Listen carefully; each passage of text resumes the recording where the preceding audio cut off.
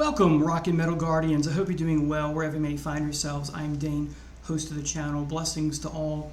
Today I'm ranking the albums of Miles Davis from 1965 through and including 1976. With one exception, I am tossing into the mix an album from the late 50s, so that's an exception to the rule. So before we jump right in, there are 25 in all.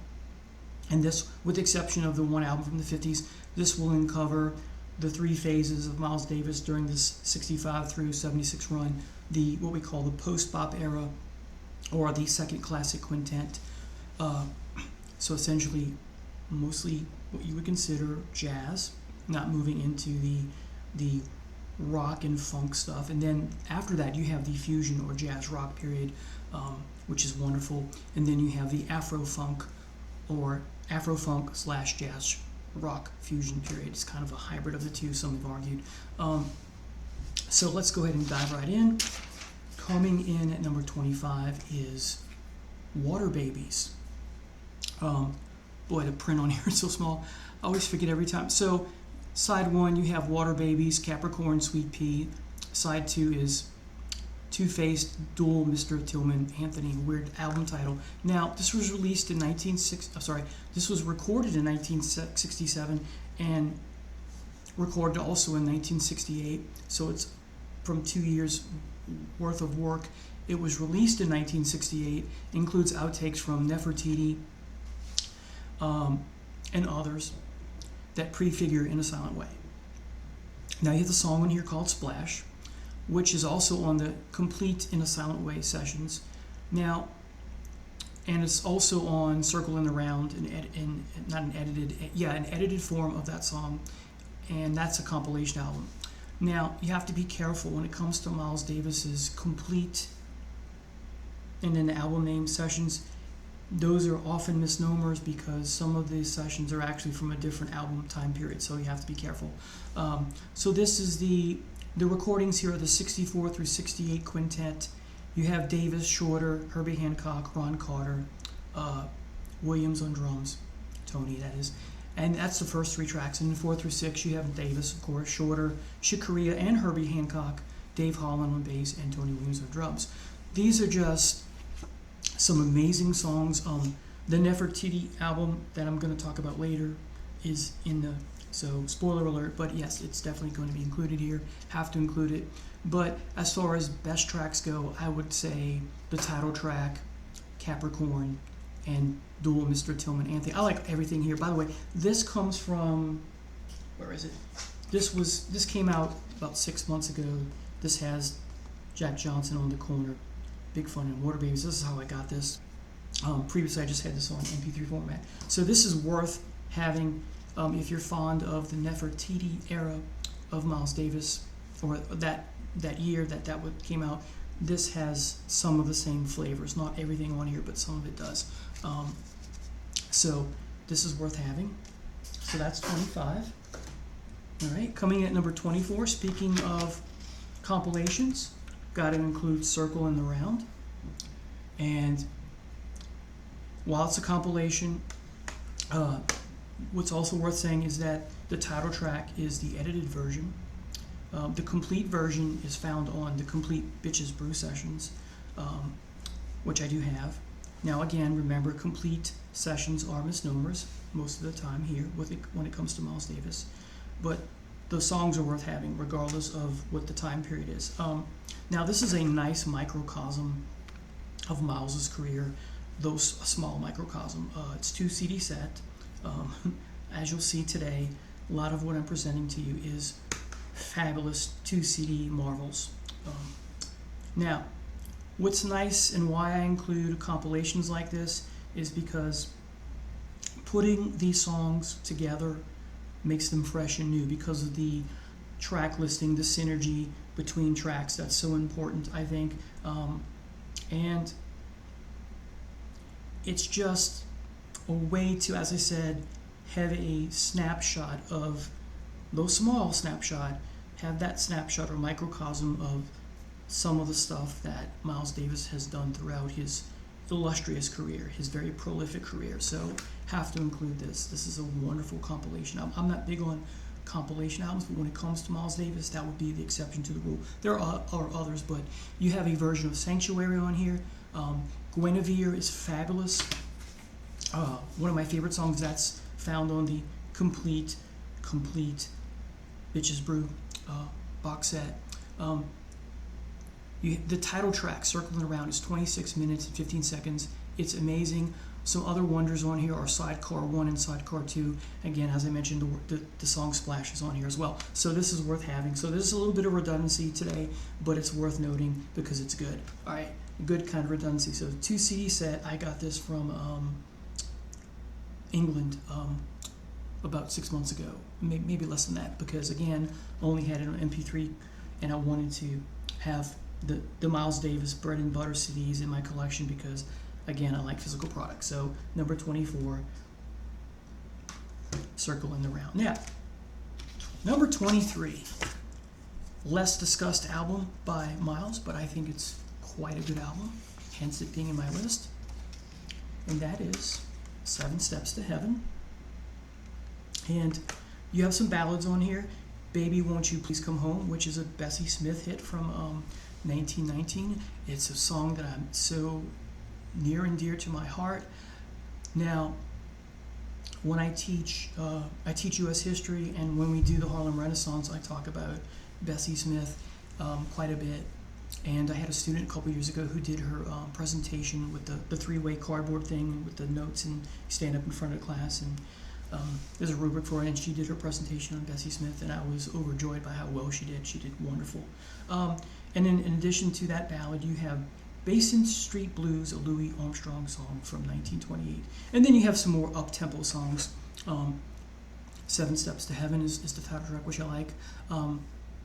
You have I Fall in Love Too Easily, which is more of a ballady thing. You have So Near, So Far.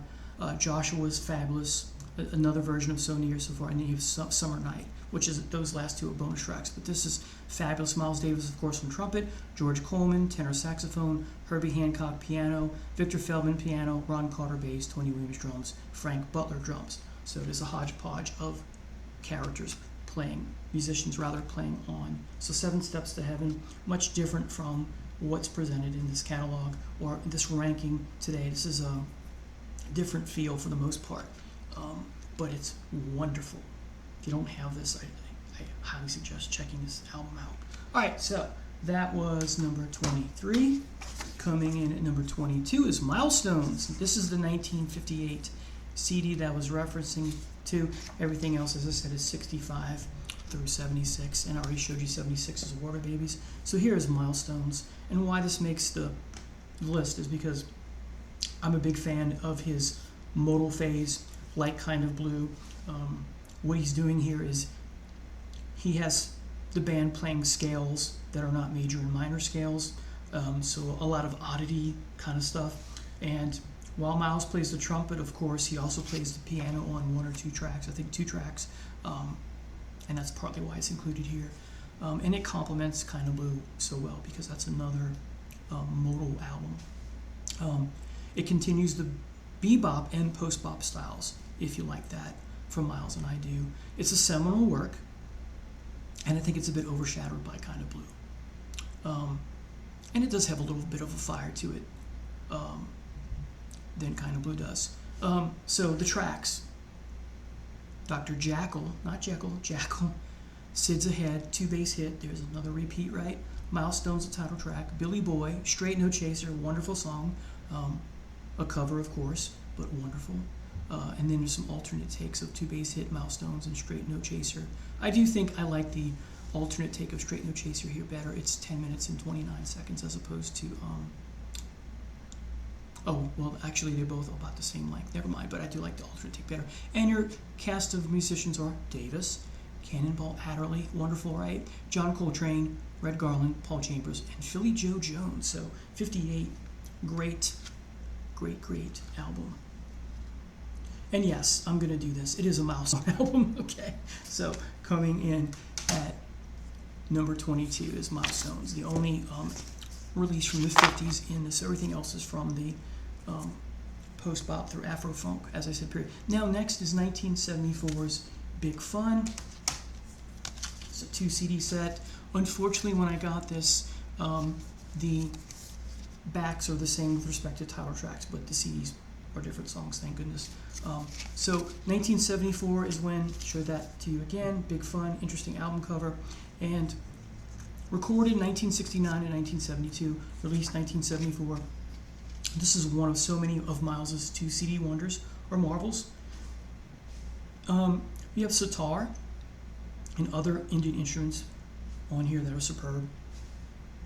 Represents a different phase of Miles Davis's electric period, of course. It's dark, it's moody, it's surreal. There's some rock and funk, of course.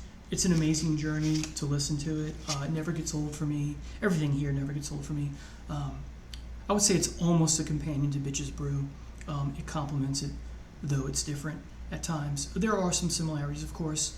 There's some Egyptian-themed stylings on this album, a track or two, and I forget which one, but it makes me think of, this could have been called Pharaoh's Dance Part 2. The tracks, let's go ahead and have to pull these out because of the mistake on the back. If it doesn't list the tracks. So, well, I'll just give you some of them. You have Great Expectations, Ife, Go Ahead John, which is amazing, and Lonely Fire.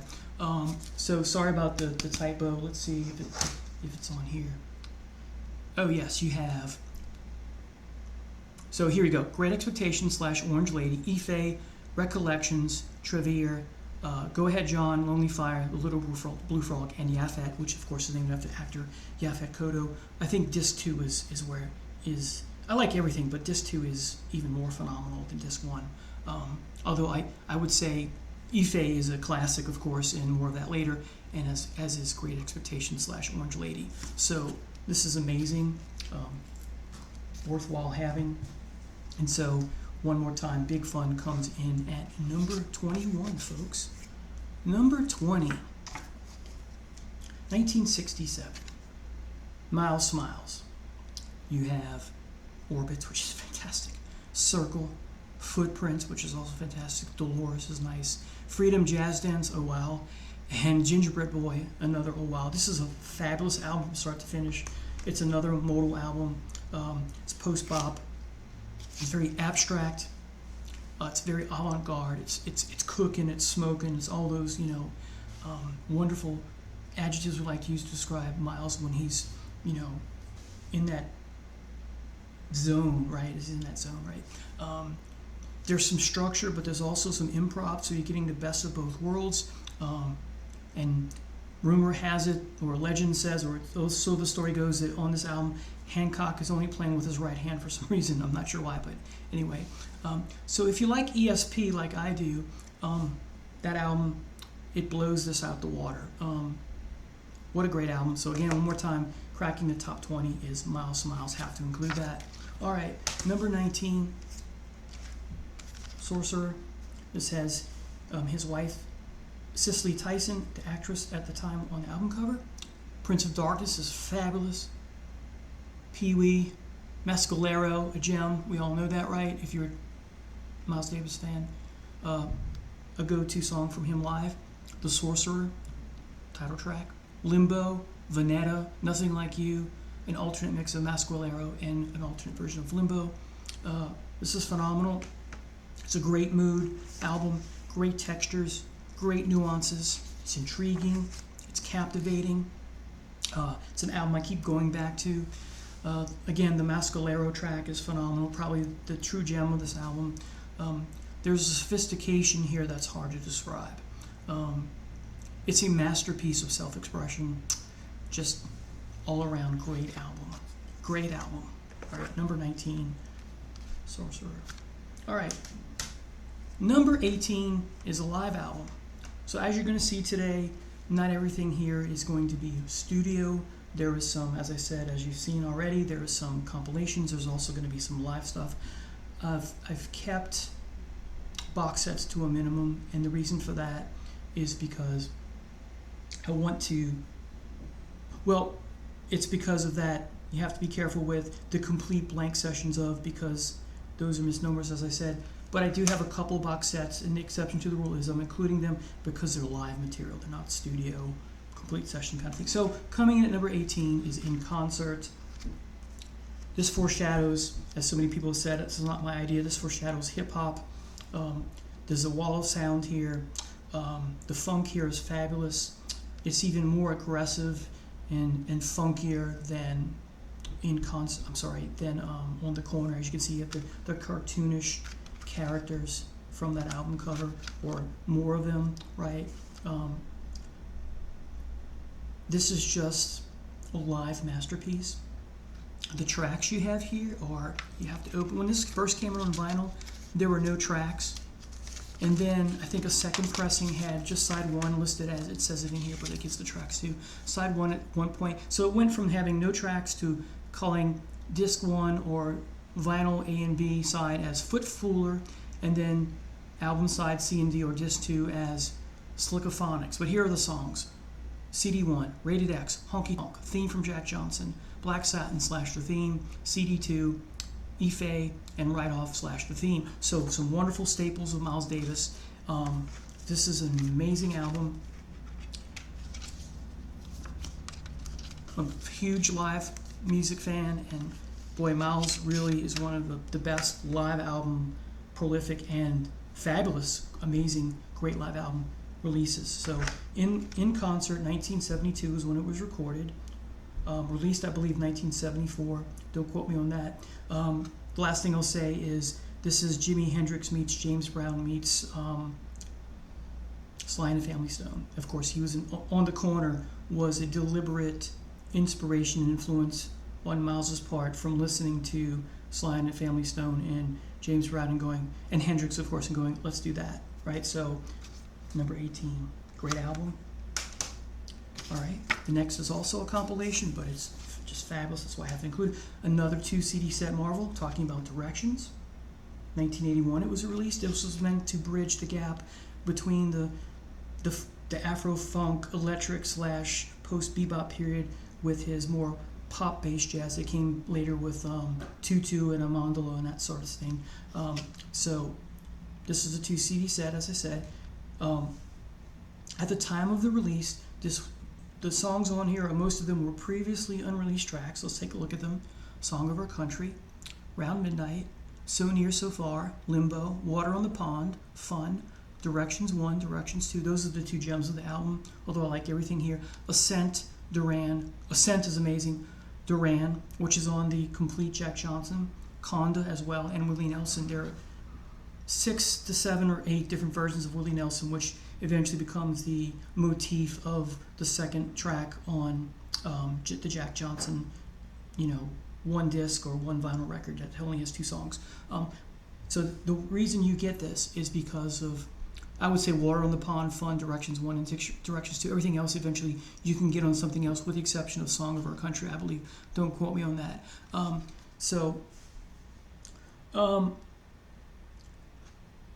This is also like circling around a microcosm of what Miles Davis was doing in the 60s and the 70s, right?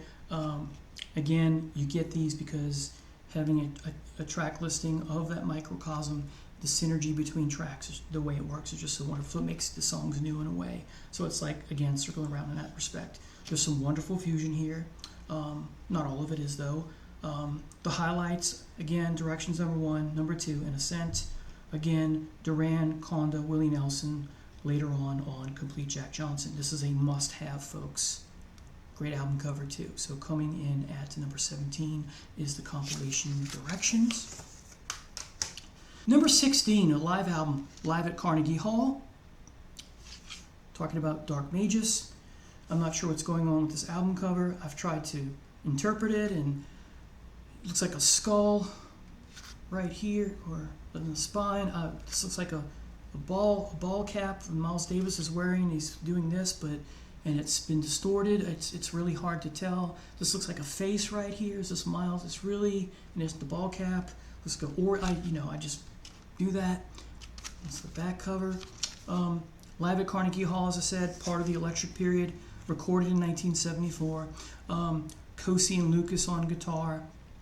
I would say this is part of that Cosi and Lucas trilogy with Agharta and Pangea. So it's a must-own if you like those 2 Hendrix-style guitar players. It's jazz rock. It's free jazz, it's funk, it's brilliant. The tracks, Disc 1, Dark Magus, Moja and Willie, Moja Part 1 and 2, Willie Part 1 and 2, Disc 2, Dark Magus, Tattoo and N-E, Tattoo Parts 1 and 2, Tattoo Part 2 contains parts of Calypso Frelimo, and N-E Part 1, which is essentially Ife, and then N-E Part 2, which is 10 minutes and 11 songs. This is not as good as Carta and Pangea, but if you like that Hendrix style on guitar that Miles was going for, because he wanted to work with Hendrix so bad, right? But he couldn't for whatever reason. Of course, eventually it's because Hendrix dies, but there were times when Hendrix and Davis would meet up and discuss, but never panned out. But this is amazing.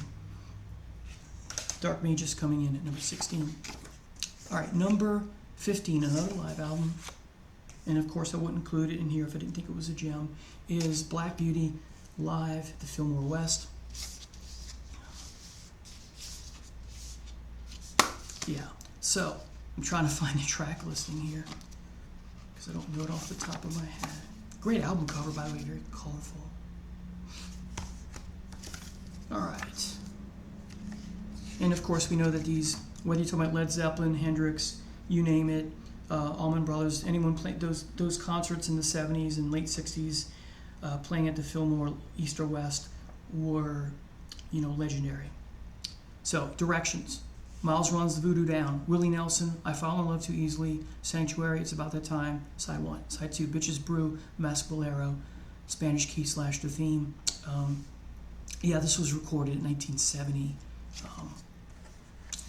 Yes, so this is a treasure to have. And yes, it's a live album, so I'm repeating some songs, but if you like the intoxicating allure of the live album, you must get this. It's that simple. So, one more time, number 15, Black Beauty, live Fillmore West, or live at the Fillmore West. Some people say they leave that ad out. All right, in a similar vein, number 14, should not surprise you, live at the Fillmore East. Here's one of 2 box sets, and if you have, this is a 4 CD set, I'm not going to read all the tracks, but if you have the original release, it's just a 1 disc. Miles Davis on trumpet, Steve Grossman, tenor sax, soprano sax, Chick Corea, electric piano on the left channel. Right channel, Keith Jarrett, organ, tambourine, Dave Holland bass, Jack DeHonette on drums, Erto Marrera, percussion, flute, vocal, or as we say, all sorts. That's the Fillmore East, and then there's some Fillmore West on here too, even though it's called the Fillmore East. Oh, let's just call it Miles at the Fillmore. Anyway, Miles at the West. Most of this is, if I'm understanding, let's see, Fillmore East, Fillmore East, Fillmore East. Yes, all 4 discs are all 4 discs are mostly Fillmore East, but CD1 and CD3 has 1 or 2 songs that are from the Fillmore West that they've included as bonus tracks. So it's mostly Fillmore East. I thought so. All right. So, but the Fillmore West, there's 4 songs or 3 songs, are Miles Davis, Steve Grossman, Chick Corea, Dave Holland, Dak Johanette, and Aito Marrera. So, I would say, and most of the songs are the same with slight variation. I would say CD3, June 19th, 1970, is my favorite of these 4 recordings, but I like them all. This if you have the Miles Davis, just the original 2 CD set, or 1 CD set, you want to get this. Okay, this is fabulous. This is part of the Miles Davis bootleg series, official bootleg series, I should say. So this is fabulous. And you have some wonderful, I won't go through everything here because I don't want to spill it, but you have some wonderful photos. And you have a booklet, of course. All right, so this comes in at number 14. Just prevent this from toppling over here. All right, another live album is number 13, Go Figure. And I've talked about this one before in one of my Jazz and a Cup of Coffee videos, and that is Bitches Brew Live. So I won't say too much about it. That hasn't been already been said by me. Again, this is the first 3 tracks are the Newport Festival, 1 through 3, 1969, but the rest of it is from the Olive White concert, 1970. You have Davis, Corea, Holland, Dejonette, Bartiz, Jarrett, and Airito on percussion. Davis's playing is that aggressive shredding style, that angry tone, that wah-wah, that heavy metal trumpet, right? So the first three songs, Miles Runs the Voodoo Down, Sanctuary, It's About That Time / the theme, and then the next tracks are all Isle of Wight, Directions, Bitches Brew, It's About That Time, Sanctuary, Spanish Key, the theme. This is amazing. It's that good. Fabulous. All right, biggest crowd Miles Davis ever played to. All right, number 13. Number 12, Nefertiti, underrated gem. Love this album. Nefertiti title track starts us off. Fall, Hand Jive, probably my least favorite song in here, but it's okay. Madness and Riot are fabulous. Pinocchio is wonderful. Then you have two more alternate takes of Hand Jive, and then an alternate take of Madness and Pinocchio. It's a short disc, but let me talk about why this is essential and why it's so cool. This is a companion album to Sorcerer in many ways. It complements it, but I think it's better than Sorcerer, hence it being higher up in the ranking. It's Post Bop. The title track is unparalleled in so many ways. It is the last of Davis's all-acoustic albums. Miles in the Sky, which follows, is where he begins to experiment with electric instruments, as you know. This album is impressive. There's so much synergy going on here. You don't know where the music you don't know where the music is going when you first listen to it, and you get lost in it even if you listen to it after that first listen. It's just that good. Now, one of the beauties of this album is that it seems that, at least in my humble opinion, as I said, it's the last acoustic album that he does before launching into his electric period, and perhaps that's because he saved his best acoustic album for last. But that's just my humble opinion, as I said. What's also cool about this album is that Davis let his band compose all the songs found here. The album is a marvel. I discussed the tracks, or I mentioned the tracks. And so we see the selflessness on Davis's part. You guys are running the show. You're going to arrange and compose the songs, and I'm just going to play. I think that, putting that ego aside, right, and it works so well. Let's see, there's something else I want to say, but I couldn't exactly read my handwriting here sometimes.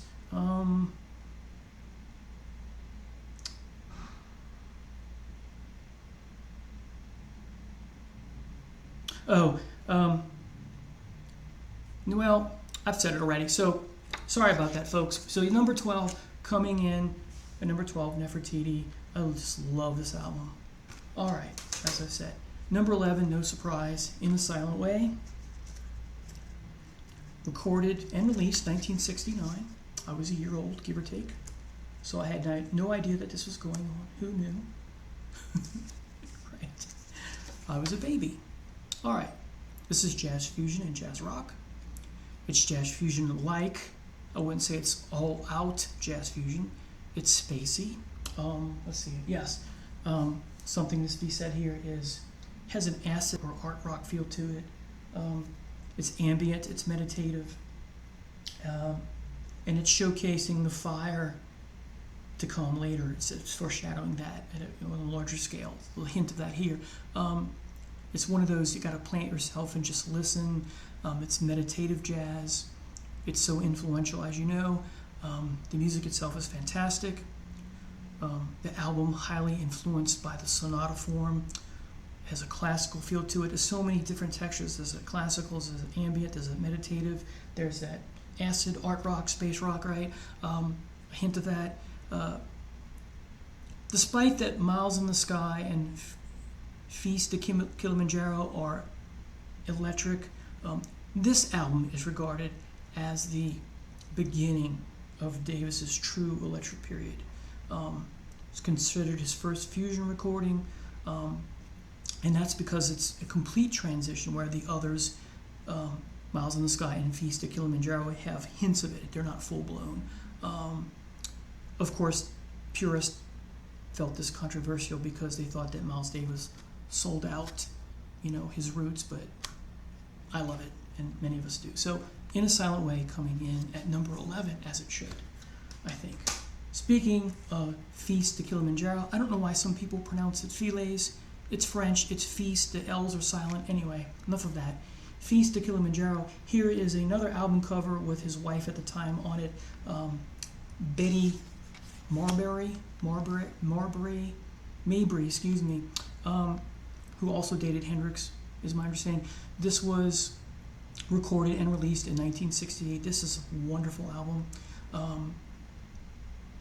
It has Chick Corea and Dave Holland on 2 tracks.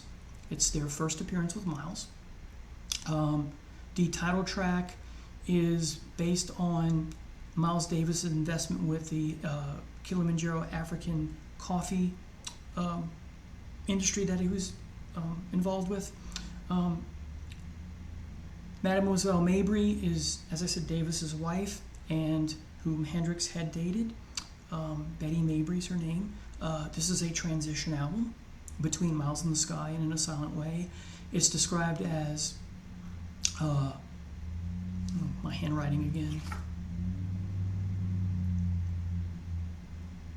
Oh, a mosaic. This is described. I describe this as a mosaic of music. That's my idea. I'm sure others have said that. This is also described as jazz as a language, not my idea. I want to say I had a friend in high school whose dad introduced me to Miles Davis, and that's how I got here. And I think his dad was the one, or his son, my friend, who said that jazz was a language as its own, like people say math is, and I believe that. It's an experiment in instinct. It's exotic. It's a masterpiece. And the song Mademoiselle Mabry is Gil Evans' reworking of The Wind Cries Mary, the Hendrix tune. So that's the inspiration for that. So the songs: Fräulein Brune, amazing. Toute de Suite, amazing. Petite Machine, which means little stuff. Feast de Kilimanjaro, the title track, my favorite track.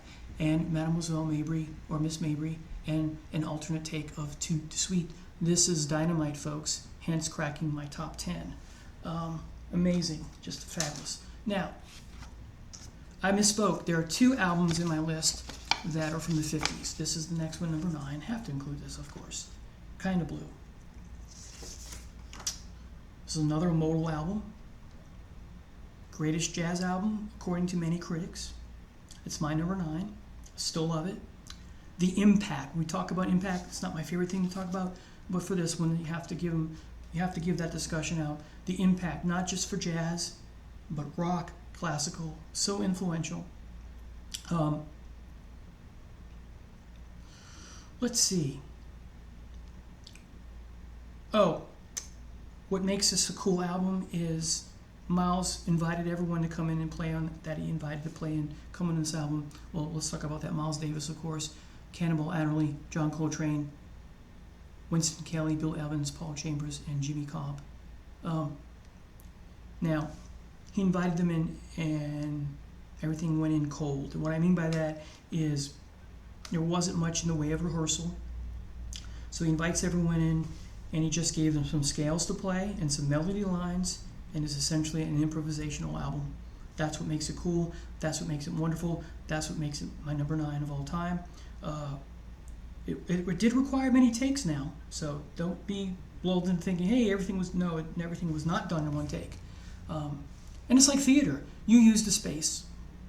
I had a friend who took theater class, and I remember him saying that's one of the first things his teacher told him, day 1, use the space. And I think that's what Miles Davis's function, or agenda rather, was here. He invites everyone and says, use the space. Here's what you got. Not much, have at it, and it works. It's an ear candy jazz album because there are no chords. In that sense, I like chords, and chords, as you know, can be ear candy. But there's something special about not playing chords, and it's a different kind of ear candy is what I meant to say. I love chords. I play chords on my bass. So the tracks, So What? What a great way to open the album. Freddie Freeloader, a great song. Blue and Green is amazing. All blues. And then the wonderful flamenco sketches. And then flamenco sketches, alternate take. The Coltrane solo on flamenco sketches is just one of the best sax solos of all time, if you ask me. So that's one of the reasons why you get this. But there's so many reasons to get this. So Miles Davis coming in, Kind of Blue Rather at 1959, number 9.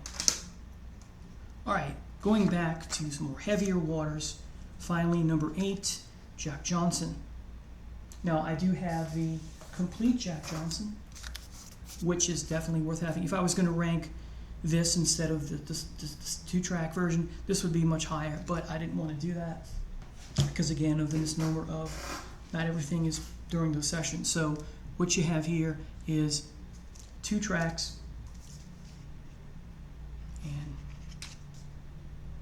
it's Yesternow, and it doesn't list it on here, unfortunately, but, oh yes it does, very small print, Right On, and then Yesternow. So, and then Yesternow has part of the Willie Nelson theme. If you get the box set or listen to it, you'll see that the first 5, 6, or 7 tracks are all different versions of the Willie Nelson part of that second track here. And they're both songs that are approaching 30 minutes or approaching 28 minutes. This is some heavy jazz, heavy metal jazz, heavy rock jazz. Again, Miles wanting to be a rock star, and it works. This is a powerful album. Recorded in 1970, released in 1971, hard rock, rock, and funk. John McLaughlin on here. That's what makes it so great. Inspired by Sly and the Family Stone, inspired by James Brown, like another one I'm going to mention next. So the song Right Off was the song that was inspired by Sly and the Family Stone, and then the second track, Yes Now, inspired by James Brown. It's intoxicating in its rhythms. It's epic scope. Love a good epic track. Exotic and avant-garde in nature. It's heaviness, and it's so inspired. So Jack Johnson coming in number 8. And kind of a companion to what I just presented to you, number 7 on the corner. I don't have it in physical.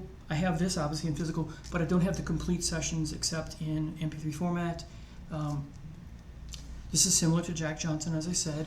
Album influenced again by James Brown and Sly and the Family Stone. Influenced also by electronic music and tape experimentation, which it contains. A lot of tape manipulation, experimentation. Also inspired or influenced by Ornette Coleman. Miles Davis, a big fan of Ornette Coleman, saw his free jazz stuff and was like, oh, I want to do some of that. So you have that in here as well. So James Brown, Sly and the Family Stone, electronic music, and Ornette Coleman all inspiring this album. Specifically, there's that repetitive rhythm section at times here, the bass and drums, and just some amazing walking bass lines, some amazing grooves, based on the one-chord modal approach, foreshadowing swans, if you can believe that. If you ask me, the trumpet is very sparse here, and again, here is Davis letting his ego take a back seat, right? The tracks are nasty, tasty, funky, rocking grooves, licks, wonderful rhythms, beats, guitars are a joy, wah-wah trumpet, wah-wah guitar, screaming at times. This album kills. It's that simple. And so the tracks are On the Corner / New York Girl / Thinking One, Thinking and Doing. Thinking One Thing and Doing Another, and Vote for Miles. That's all one track. Black Satin, track 2.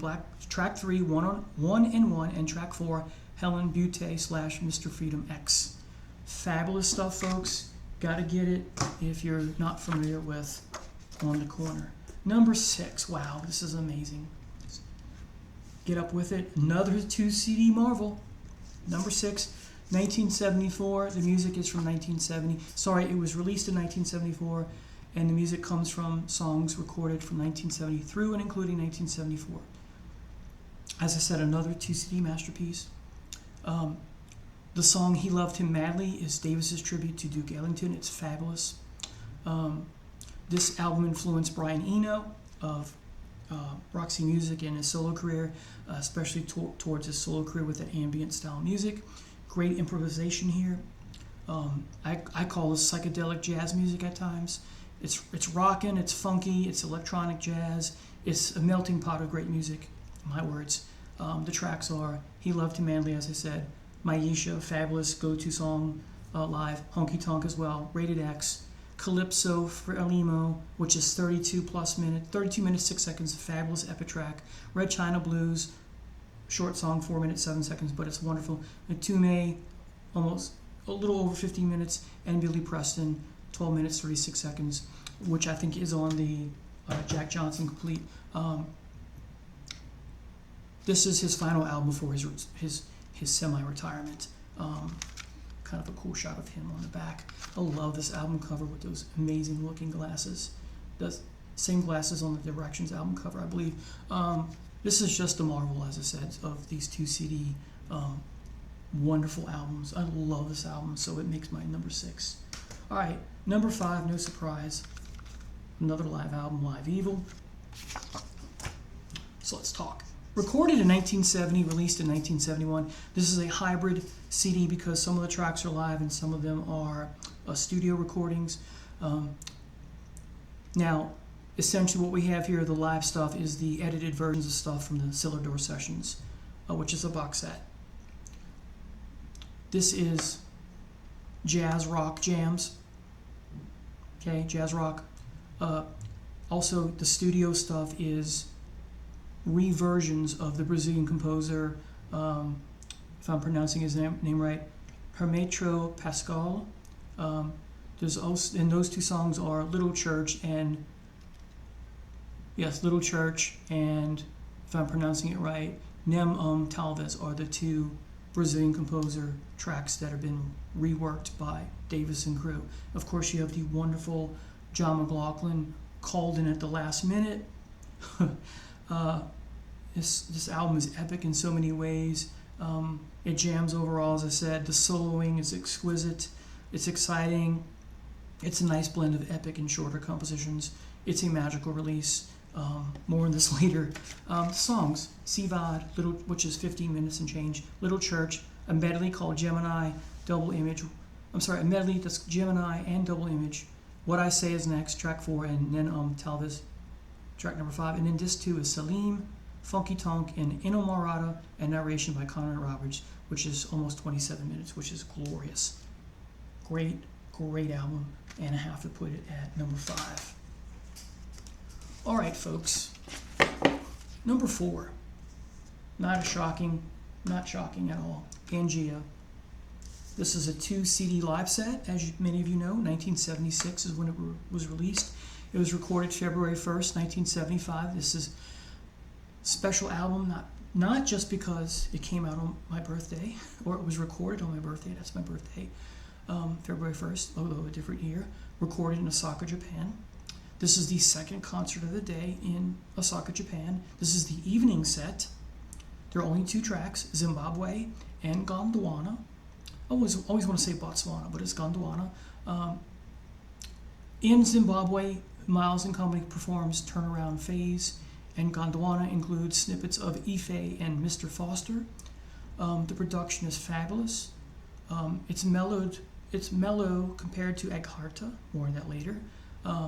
Though Pete Cosey and Reggie Lucas on guitar are, again, just fabulous.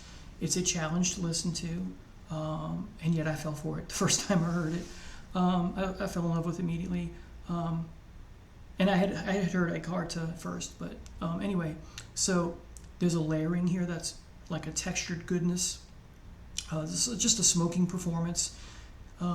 Everyone brought their A game here, and beyond that A game. So there are students, I tell them, you didn't just bring your A game, or you didn't just do well, you went above and beyond in your execution, your performance, your studying. So boy, hats off to Davis and crew for the marvelous Pangea. All right. Now, this is that Afro funk period that we love so much. No surprise, so that was number 4. Number 3 is its companion piece, Egharta, again, 1976, released, recorded February 1st, 1975, Osaka, Japan. This is the first concert of the day. This is the afternoon set. This is, again, Davis in the prime of his Afro funk period. It's a tremendous album. Again, Pete Cosey and Reggie Lucas on guitar. Again, Davis wanted Hendrix, but he couldn't get him. But it has that Hendrix stylings, and it works. Smokin'. This is a smoking album because of the guitar. It's It's like Pangea in the sense that they brought their A game, but it's heavier than Pangea. And that's because of the two guys playing even more like Hendrix, if that makes sense. They're just playing screaming guitars, blistering guitar. It's funk heaven, the grooves galore, the wah-wah guitar, the wah-wah trumpet are just amazing. The soloing from Miles is just amazing. There's fuzz on the guitar, epic tracks. There's 4 tracks, I'm going to talk about them in a second. This album is just heaven. It's raw, it's in your face aggressive. 4 tracks. Prelude, 32 minutes and 35 seconds. Maisha, 12 minutes and 20 seconds. That's disc 1. Disc 2. Interlude. Wow, probably the best song on the album. It's all good, but probably my favorite. 26, almost 27 minutes long. Interlude. And then theme from Jack Johnson, 25 minutes and 16 seconds. So this is a treat. This is a... You better have a beverage. I don't mean alcoholic. I just mean better have something to drink. You sit down, you plant yourself. You better have eaten dinner already or lunch or whatever. Excuse me, it's that good. So again, Ecarta coming in at number 3. All right. Number 2, last box set, also alive.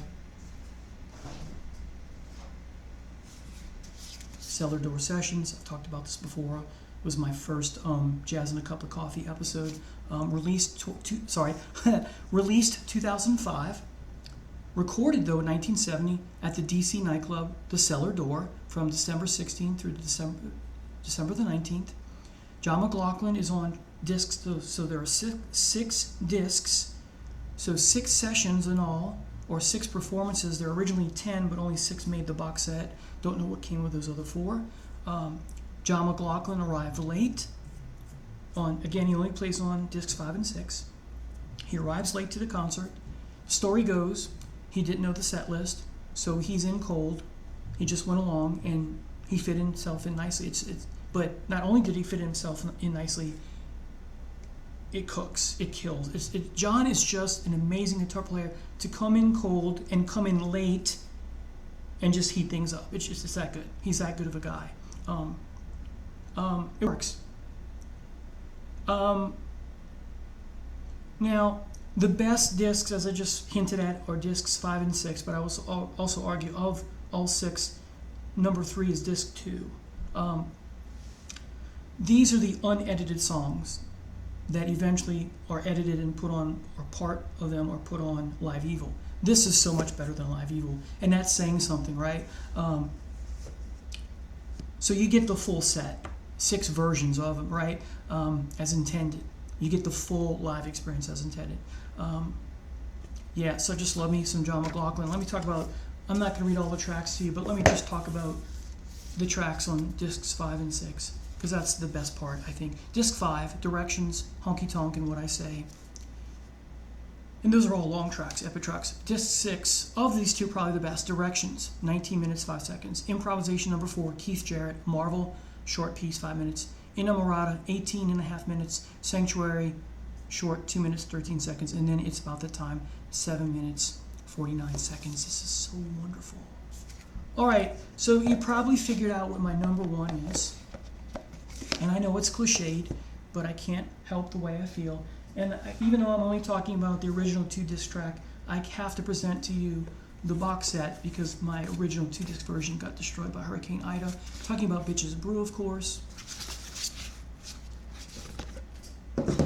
This is a wonderful companion to the original 2-disc set. Let's just talk about the original songs and not go into, Guinevere and all that. So we have, of course, Pharaoh's Dance, Bitches Brew, Spanish Key, and John McLaughlin. And then you have Mal Runs the Voodoo Down, Sanctuary, and I think that's it. And then you get other songs. So, put that back up. This is where I came in with this album. This is the first Miles Davis album I have ever heard. Wonderful improv here. Loose rock influenced jazz. This is where Miles really comes into his own in the wanting to be a rock star, right? Let's look at the people who play on this album. Davis, of course. Wayne Shorter. Malpan, Zawin Lul, I can never pronounce his name, Chick Corea, John McLaughlin, Dave Hahn on bass, Brooks White, De Johanet, Elias Santos. You have 12 people playing on this album. You have the studio. This is not my idea, but I read an article years ago that the studio comes as the studio is considered the 13th man. It is considered as a musical instrument here because of all the edits and the studio effects that they use, the tape loop, the tape delay, the echo chambers, etc. You have two bassists. You have two and at times three drummers on this album. Think of that, King Crimson period with the three drummers, right? You have two and sometimes three piano players on this album. All at the same time, mind you, on some of the tracks. So that's why this album, one of the reasons why this album is so special, it is the marvel of marvels for me. And it has been. Thank you so much for watching. I don't say this enough, but would you please consider clicking the subscribe button? I'd very much appreciate that. Have a blessed day now. Take care.